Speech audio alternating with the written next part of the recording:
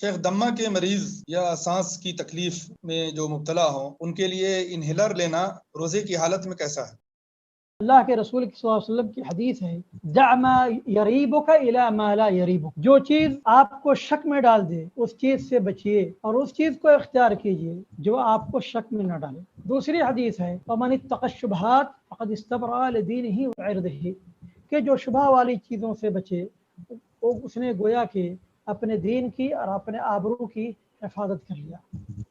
جس مریض کو انہیلر کی ضرورت ہے، اگر رات میں اس کی ضرورت پوری ہو جاتی ہے اور دن میں اس کو اس کی ضرورت نہیں ہوتی ہے تو پھر رات میں انہیلر وغیرہ لے کر اکتفا کرنا چاہیے، دن میں اس کا استعمال نہیں کرنا چاہیے۔ اور اگر واقعتاً اس مریض کی ضرورت ہے کہ وہ دن میں بھی اس کو استعمال کرے تو پھر اس سلسلے میں انہیلر کو استعمال کرنے میں کوئی حرج نہیں۔ اور سفر 1418 میں مغرب کے دارالبیضاء میں اس طرح کا ایک کنونشن ہوا تھا جس میں علماء بھی حاضر تھے، اطباء بھی حاضر تھے۔